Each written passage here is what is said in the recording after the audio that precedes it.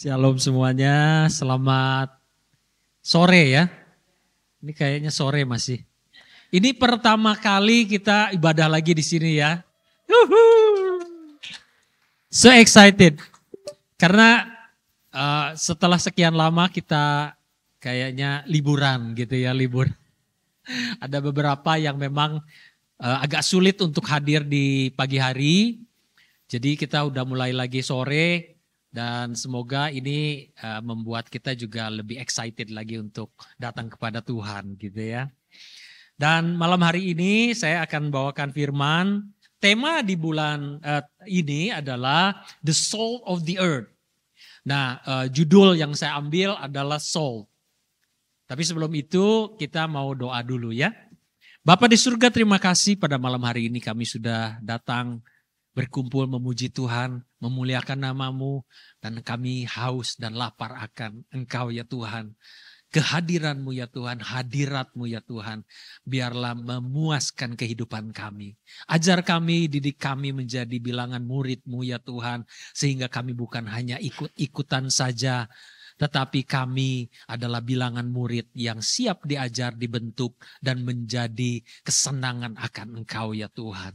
Tuhan terima kasih, kami menyerahkan seluruh waktu ini ke dalam tangan-Mu. Biarlah Roh Kudus yang mengajar kami, membentuk kami, dan berbicaralah melalui mulut hamba-Mu ini. Biarlah apa yang menjadi isi hati-Mu disampaikan kepada umat-Mu. Terima kasih ya Bapa, di dalam nama Tuhan Yesus kami berdoa. Haleluya, amin. Ya, firman yang diambil karena temanya adalah the soul of the earth, diambil dari Matius 5 ayat 13. Dari pagi kita juga udah dengar dari Pak Santoso juga membawakan firman yang sama karena memang temanya itu. Ya, firman ini berkata, kamu adalah garam dunia, jika garam itu menjadi tawar, dengan apakah ia diasinkan? Tidak ada lagi gunanya selain dibuang dan diinjak-injak orang.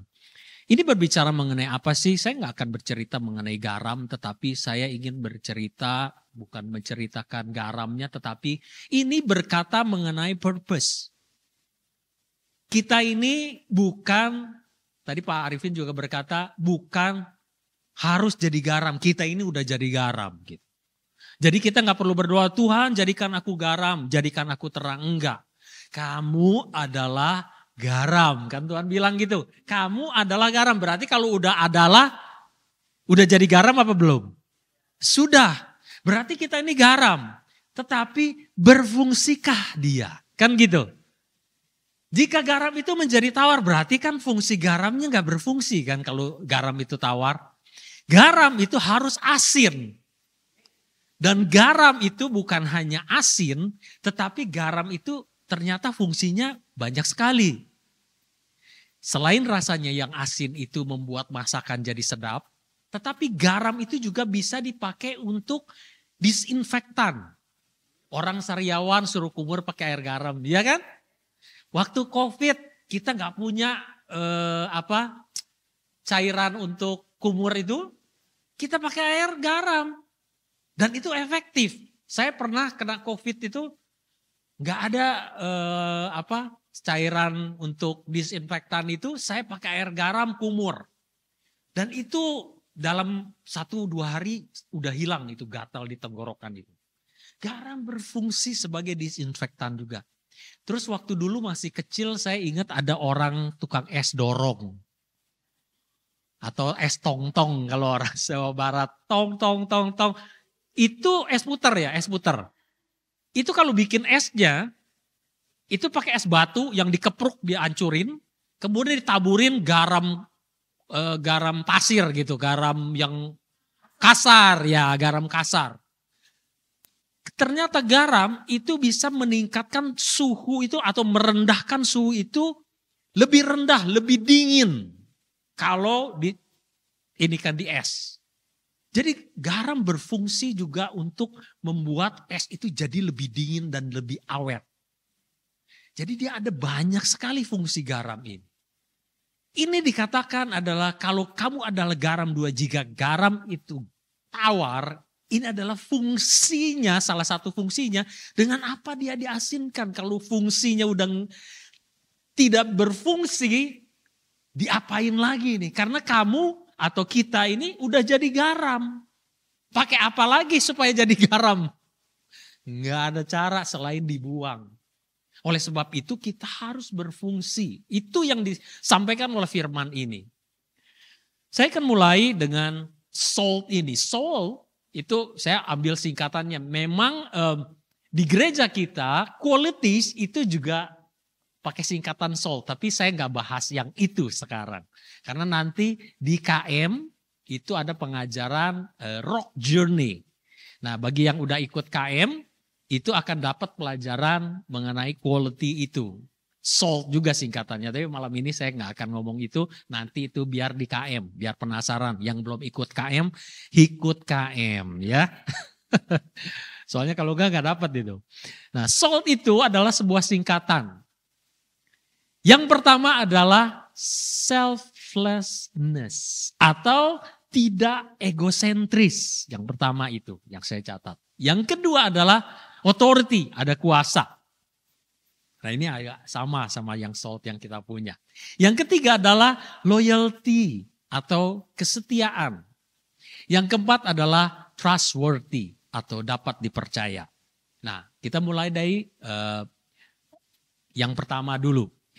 Selflessness atau tidak egosentris. Kita baca di Filipi 2 ayat 6 sampai 7. Mungkin kita baca dulu bahasa bahasa Inggrisnya dulu ya. Kita sama-sama bacakan. 1, 2, 3. Who thought being in the form of God did not regard equality with God something to be grasped, but made himself of no reputation, and took upon himself the form of a servant and was made in the likeness of man. Bahasa Indonesianya 1, 2, 3. Yang walaupun dalam rupa Allah tidak menganggap kesetaraan dengan Allah itu sebagai milik yang harus dipertahankan, melainkan telah mengosongkan dirinya sendiri dan mengambil rupa seorang hamba dan menjadi sama dengan manusia. Ini adalah sebuah contoh yang diberikan menjadi satu standar yang diberikan oleh Tuhan Yesus. Dia adalah Tuhan. Tapi kesetaraan dengan Tuhan tidak menjadi hal yang harus dipertahankan. Tapi dia mengosongkan dirinya sendiri dan mengambil menjadi rupa seorang hamba jadi manusia. Selflessness atau tidak egosentris ini penyakit yang tidak gampang untuk dihilangkan. Bahkan kita orang percaya pun masih egosentris. Coba kita ingat-ingat bagaimana kita berdoa. Berapa banyak kita berdoa untuk orang lain dan berapa banyak yang kita berdoa untuk diri sendiri. Itu kita bisa melihat bahwa kita masih egosentris atau tidak. Itu ukurannya. Kalau kita selalu berdoa, bahkan tidak pernah mendoakan orang lain, doa syafaat untuk orang lain, jangan-jangan kita ini egosentrisnya sangat kuat. Doa, Tuhan lindungi saya, Tuhan berkati saya, Tuhan sembuhkan saya, Tuhan jaga rumah saya, Tuhan saya semuanya. Dari list yang kita buat untuk doa sama Tuhan, permintaannya untuk saya, bukan untuk orang lain. Jangan-jangan selflessness kita ini belum hilang. Padahal Tuhan berkata bahwa dia itu membuat dirinya ini kosong. Di agama lain itu diajarkan kita ini ilmu bela diri. Betul kan? Di agama apa aja ada ilmunya untuk belajar bela diri ini. Di Buddha juga ada Shaolin, itu dari Buddha kan, mengajarkan ilmu bela diri. Kemudian di Islam juga ada pencaksilat, di Indonesia kita tahu. Kemudian di agama-agama lain pun ada bela dirinya. Tapi di agama Kristen gak diajarin ilmu bela diri. Tapi yang diajarin ilmu sangkal diri. Itu Kristen. Kristen itu bukan suruh bela diri. Bahkan Tuhan ngajarin apa? Kalau kamu ditampar pipi kanan, tampar pipi kiri gitu kan? Enggak kan? Tapi berikan pipi kiri. Itu sangkal diri. Mana ada orang yang mau ditempeleng pipi kanan, berikan pipi kiri. Kalau perlu tempeleng lebih banyak. Pukul lebih banyak. Ya kan? Balas. Hanya Kristen ngajarin gini, enggak masuk akal. Benar enggak? Pengajaran ini kalau diajarin di ajaran dunia, orang bilang bodoh amat. Iya kan? Gila katanya. Ajaran apa ini? Betul, bagi orang dunia ini gak masuk akal. Tapi inilah yang diajarin sama Tuhan. Karena Tuhan mengosongkan dirinya, dia Tuhan yang gak perlu lagi susah. Kenapa sih dia mau sih seperti hamba, bahkan di ayat selanjutnya itu dia sampai mati di kayu salib. Begitu Tuhan lakukan. Jadi pengajaran ini bukan sesuatu yang ngawang gitu. Bukan sesuatu yang contoh yang tidak diberikan teladannya oleh Tuhan. Tapi Tuhan mengajarkan dan memberikan teladan kepada kita. Jadi selflessness ini ada satu hal yang kita perlu sebagai orang-orang percaya lakukan. Kalau enggak, kita ini sama aja dengan orang dunia. Orang dunia senang enggak minta kesembuhan? Doa kesembuhan senang? Kalau penyakitnya disembuhkan senang enggak orang dunia? Senang. Penjahat disembuhkan penyakitnya senang enggak? Senang. Penjahat dapat berkat banyak senang enggak? Orang Kristen senang enggak? Sama berarti. Iya kan? Kalau diberkati senang gak? Senang. Penjahat juga senang. Tapi kalau suruh pipi kanan ditampar pipi kanan berikan pipi kiri, senang gak penjahat? Enggak senang. Orang dunia senang gak? Enggak senang. Orang Kristen yang senang. Itulah makanya orang gila dibilangnya. Kita ini orang-orang yang diselamatkan oleh Tuhan. Dengan caranya Tuhan. Bukan dengan melawan caranya dunia. Tuhan melawan dengan apa? Kalahkanlah kejahatan dengan kebaikan. Ini yang gak bisa dilakukan oleh orang dunia.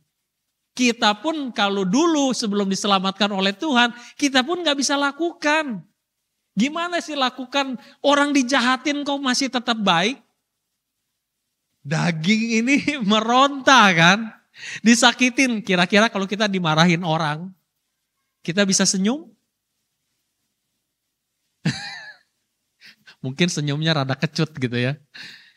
Mungkin kalau kita mau senyum pun kecut gitu. Karena apa? Kita disakiti ya. Kita juga bukan apa ya, makhluk yang gak punya perasaan kan. Kita bukan mesin, bukan robot yang dikatain kasar itu kita gak sakit kan hatinya.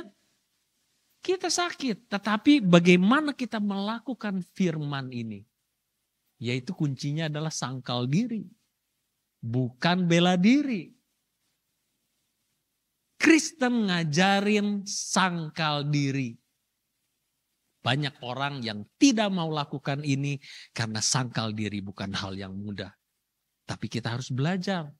Gagal, lakukan lagi. Gagal, lakukan lagi. Kalau masih disakitin orang masih pengen balas, bahkan kita balas. Aduh, ternyata saya salah. Bangkit, lakukan lagi. Karena pengajaran ini, pelajaran ini seumur hidup. Sampai kita dipanggil Tuhan. Kalau kita bisa melakukan seberapa banyak yang kita bisa lakukan, ya itulah hasilnya waktu kita dipanggil Tuhan.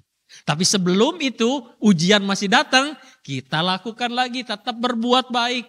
Kata Tuhan, jangan balas, karena pembalasan adalah bagianku, serahkan pada Tuhan.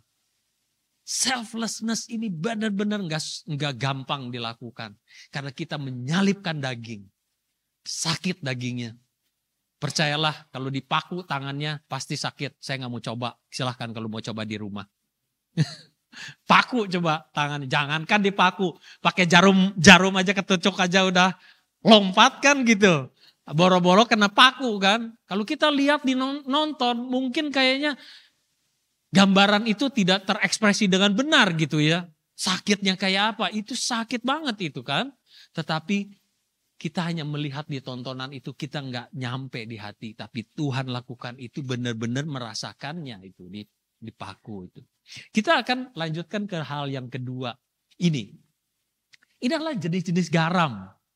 Tadi Pak Santoso juga bilang bahwa dulu itu garam cuma satu jenis aja yang warna putih. Tapi sekarang jenisnya banyak, ada yang rada coklat, ada yang merah, ada Himalayan salt, ada Harmon salt atau apa namanya yang lebih sehat lagi katanya, yang kualitasnya lebih, apapun warna garam.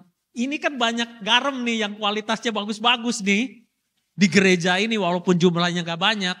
Beda-beda, tapi identitas garam kita nggak penting. Yang penting apa? Fungsinya kan. Mau warnanya apa kek, nggak peduli. Tapi berfungsi nggak? Iya warnanya bagus Pak, pink. Tapi rasanya nggak asin. Ya ngapain, beli aja yang asin kan. Warnanya putih, biarin. Nggak peduli kan. Nggak penting warnanya, kita mungkin beda-beda. Talenta lah, segala macam yang kita punya mungkin beda. Tetapi apakah kita berfungsi atau enggak, itulah pertanyaannya. Oleh sebab itu selflessness, kosongkan diri, keakuan. Jangan sampai kita selalu mengulang kesalahan yang lalu. Kalau kita keluar marahnya, memang saya ini memang dari dulu, dari sananya memang udah begitu. Lah, kalau dari sananya udah begitu, cuma dong Tuhan nebus kita. Iya enggak?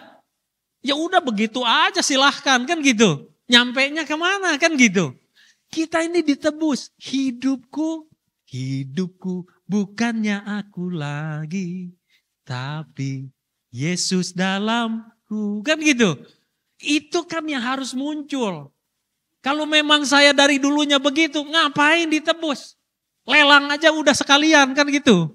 Supaya masuk nerakanya lebih enak gitu kan. Kita ini udah ditebus Tuhan, maka berubahlah. Perubahan ini yang penting. Kita ini memang orang anak-anak gelap tadinya. Kita ini memang orang gelap tadinya. Tapi Tuhan udah tebus dan masuk ke golongan orang terang. Masa gak berubah juga? Mau berapa lama lagi Tuhan tuh sampai tanya. Berapa lama lagi aku tuh harus bersama-sama dengan kamu. Kok gak berubah-berubah dari dulu? Gitu aja. Jatuh di kesalahan yang sama. Jatuh bangun. Bahkan di Alkitab itu rada serem bilangnya. Seperti anjing yang kembali kepada muntahnya. Jadi salahnya itu diulang-ulang di kesalahan yang sama. Oleh sebab itu berubahlah. Kosongkan dirimu. Isi oleh Kristus. Supaya yang nampak dalam hidup kita adalah Kristus. Bukan kita lagi. Kita ini jelek. Siapapun kita. Ada orang bilang, oh kamu tuh cewek yang hebat, yang cantik, hatinya baik. Oh kamu cowok yang hebat, yang sabar. Bohong. Gak bener. Kenapa? Kalau kita yang mengenal diri kita sendiri, kita tahu kejelekan kita apa. Orang dekat kita pasti tahu kejelekan kita apa. Enggak bagus. Ngapain kita pertahankan itu? Yang paling bagus adalah jadi seperti Kristus. Dia paling bagus. Oleh sebab itu berubah.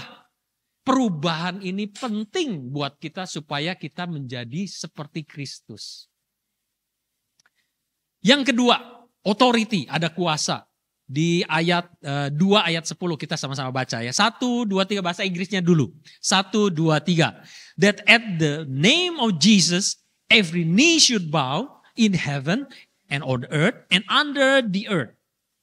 Yang bahasa Indonesianya 1, 2, 3. Supaya dalam nama Yesus bertekuk lutut segala yang ada di langit dan yang ada di atas bumi dan yang ada di bawah bumi. Kita ini diberikan satu otoritas oleh Tuhan. Ada kuasa, ada efek. Seperti garam ini kalau dicampur ke makanan yang hambar, ada efeknya. Orang masak tanpa garam, enggak ada flavornya. Tanpa garam masak apapun biar jago kayak apa, tidak pakai garam enggak enak aja. Biarpun bagaimana. Garam ini ada dampak. Begitu dikasih, dia merubah cita rasa. Itu yang pertama fungsinya. Yang tadi saya contohkan, es ini nggak dikasih garam, melelehnya cepet. Dinginnya kurang. Jadi kalau bikin es puter, dia kurang jadi esnya. Nggak bisa mengkristal atau mengental. Jadi harus dicampurin es. Ada dampaknya. Nah, yang penting adalah dampak apa yang kita kena di lingkungan kita. Authority ini diberikan kuasa untuk memberikan dampak. Seringkali ada orang yang punya talenta, orang yang pintar meyakinkan orang, punya karisma. Kalau orang berkarisma itu ngomong apa itu orang percaya, dengerin.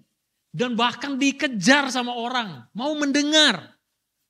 Ini kuasa yang diberikan oleh Tuhan. Masalahnya kita ini mengajar yang benar atau enggak. Kalau ngajarnya salah, nah ini. Kalau ngajarnya salah, orang-orang yang ikut ini akan tersesat.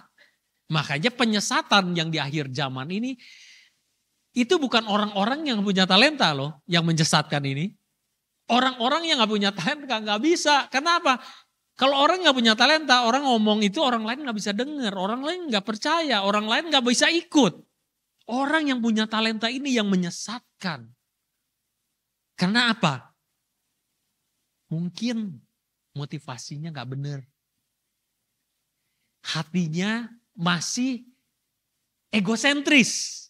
Keinginan dagingnya masih kuat. Entah apa. Bahkan orang bisa dengan talentanya bisa cari uang. Betul nggak? Memanfaatkan situasinya itu untuk keuntungan dirinya sendiri. Bisa.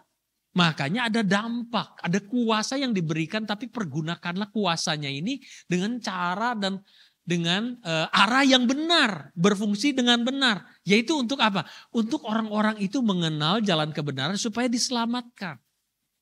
Menolong orang. Memberikan teladan, melakukan yang baik dan benar.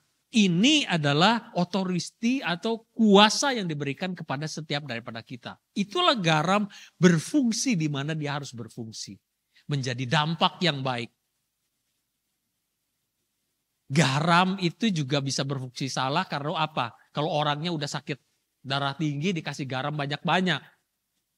Wah, itu darah tingginya bisa melonjak gitu.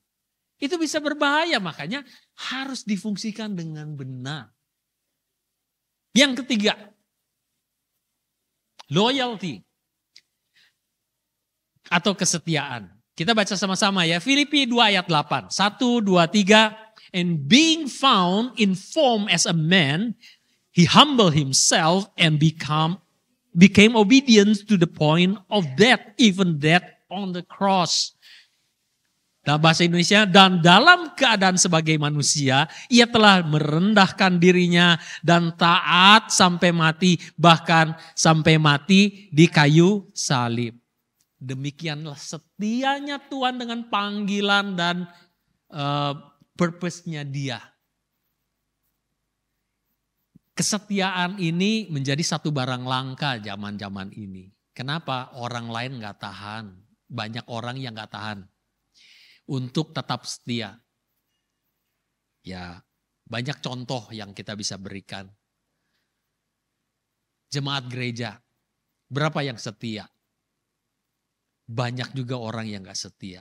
Kenapa? Begitu ada goncangan dan sulit, orang lebih baik pergi daripada stay untuk ngatasi. Saya dulu pernah kerja di kapal, saya tahu situasi, in emergency situation, kapal bocor, itu hanya penumpang saja yang boleh turun, tetapi officer harusnya menangani dulu. Dan yang terakhir adalah kapten kapal. Kapten kapal gak boleh ninggalin kapal sebelum semua orang pergi dari kapal. Karena dia adalah the boss dari kapal. Dia pemimpin dari kapal.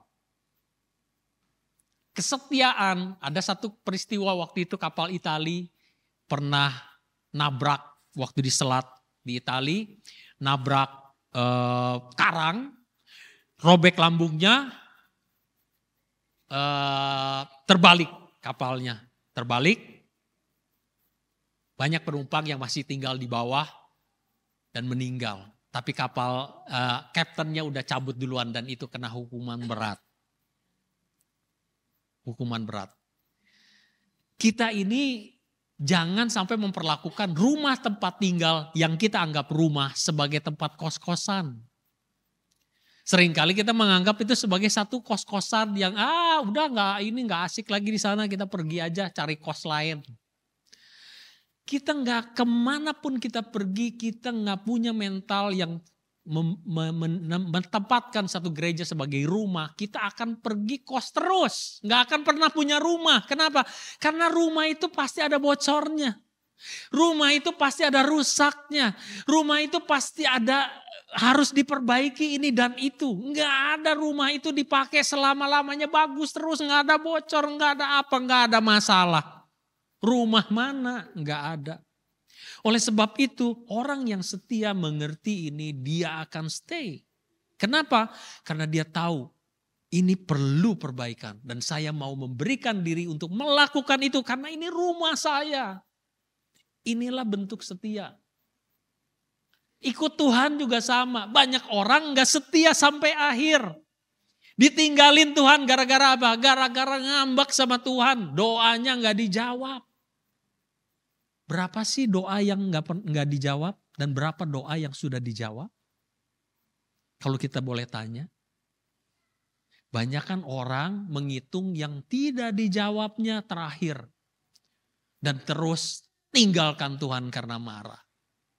Ini yang kita dibilang setia enggak? Tuhan Yesus setianya sampai mati. Sampai dia disalib dan dia berkata, sudah selesai, it is finished. Sampai garis akhir, sampai selesai. Inilah kesetiaan yang harus kita punya. Mentalitas seperti ini sebagai orang-orang yang percaya. Karena kesetiaan ini semuanya diuji. Apakah dengan sekian tahun kemudian kita dibilang setia? Berapa lama kita mau bilang, oh dia orangnya setia. Ya berapa lama ukurannya? Bukankah itu harus sampai akhir? Jadi kesetiaan itu diuji oleh waktu.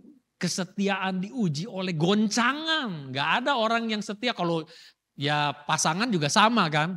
Kalau gak ada masalah ya semuanya lancar, ya semuanya setia. Begitu ada goncangan, apa yang dilakukan? Apakah tiba-tiba ditinggal begitu saja atau bagaimana? Inilah bentuk kesetiaan kepada Tuhan juga sama. Apakah begitu masalah dalam hidup ini timbul kemudian kita meninggalkan Tuhan? Kita enggak setia, setialah sampai akhir. Karena kita tahu Tuhan itu setia. Dan Tuhan sudah menunjukkan sampai dia mati di kayu salib. Itulah buktinya. Yang keempat adalah trustworthy, dapat dipercaya. Filipi 2 ayat 9 kita sama-sama baca. Therefore God has highly exalted him and given him the name which is above every name. Itulah sebabnya Allah sangat meninggikan dia dan mengaruniakan kepadanya nama di atas segala nama. Ini yang terakhir yang Tuhan berikan kepada kita. Trustworthy atau dapat dipercaya. Kita tahu bahwa kita dipercaya dan setia dalam perkara kecil dan Tuhan akan memberikan perkara yang besar.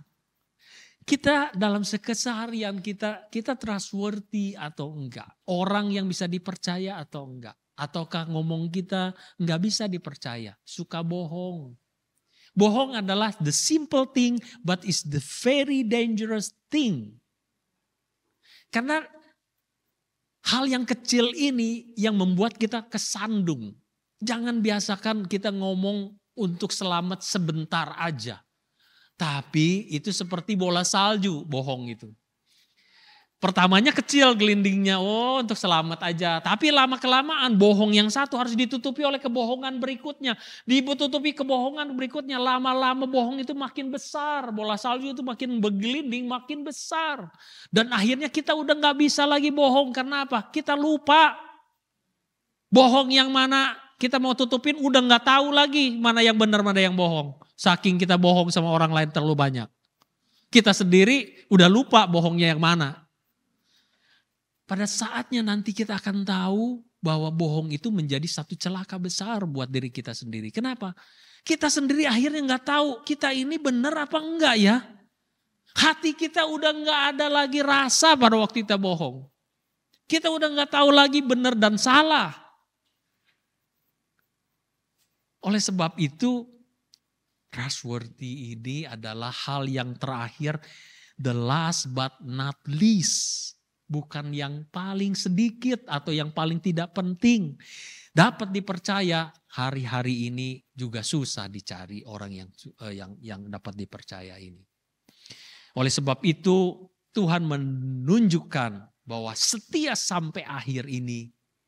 Menunjukkan kesetiaan dia. Dan dia orang yang bisa dipercaya, akhirnya dikaruniakan nama di atas segala nama. Dimuliakan oleh Tuhan.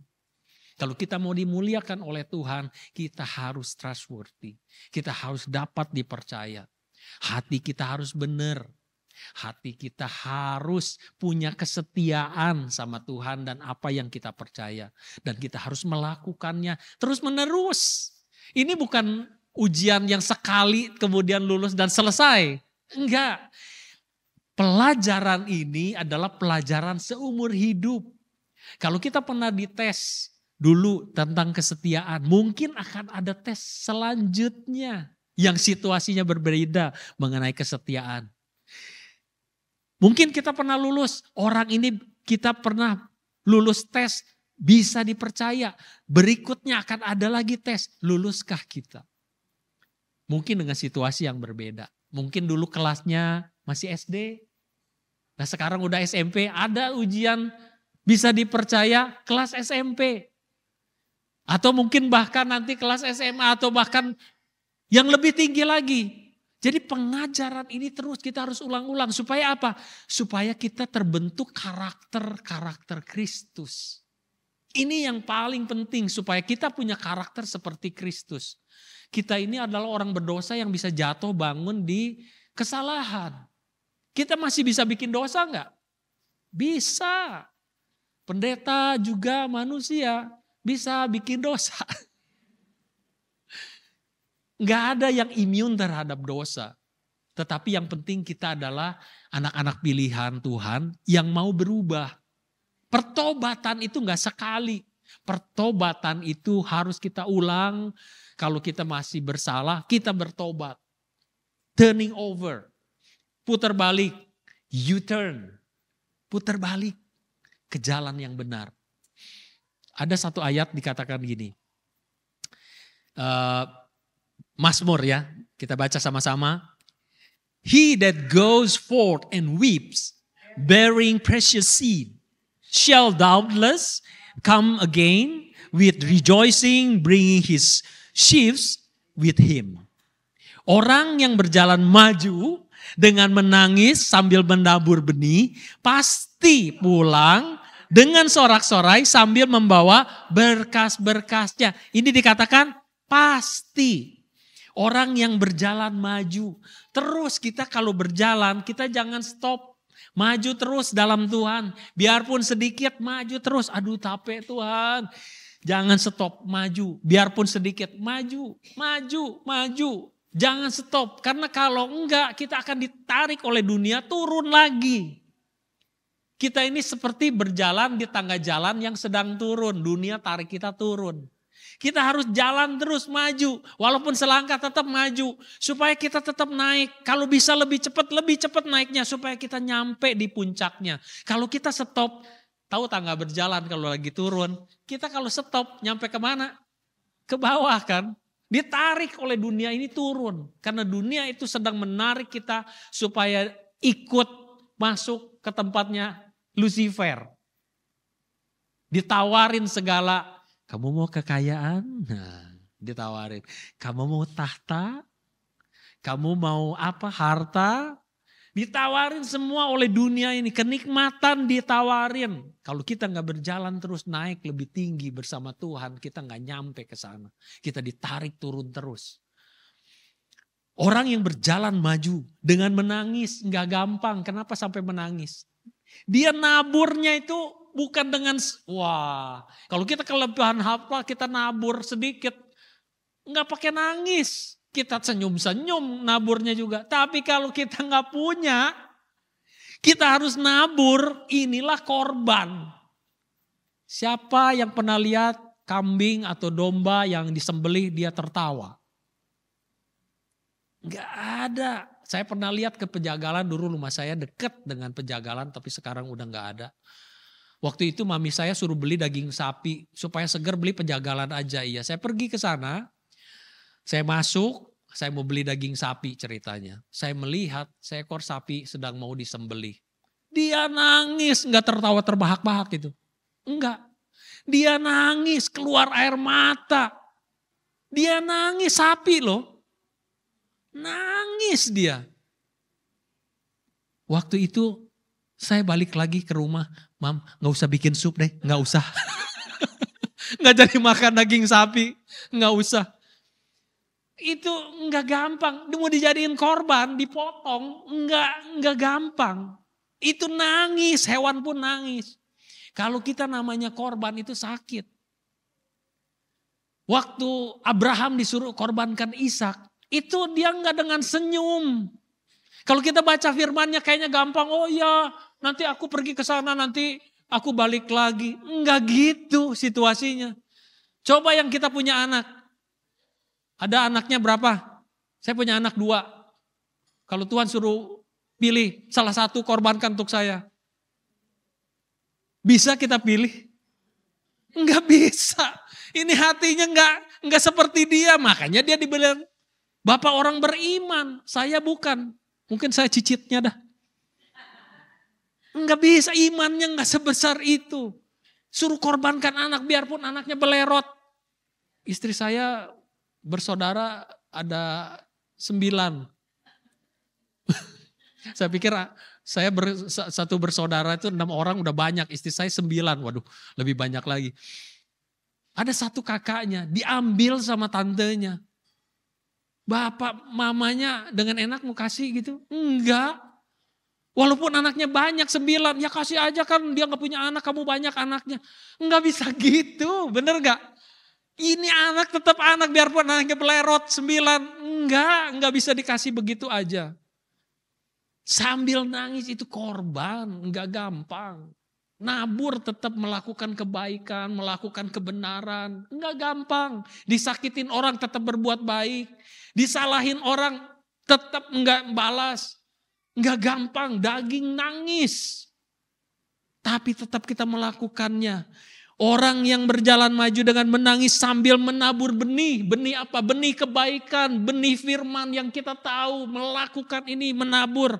Pasti dikatakan oleh firman. Pasti pulang dengan sorak-sorai. Kalau kita pulang dan kita melakukan ini, kita hari ini dipanggil pulang. Kita pasti sorak-sorai. Kenapa? Karena kita udah melakukan firman yang kita tahu. Kapan kita dipanggil pulang? Kita nggak tahu. Mungkin malam ini, mungkin besok, mungkin tahun depan, mungkin bulan depan, kita nggak tahu. Kemungkinannya ada nggak? Ada. Kita semua mungkin. Iya kan?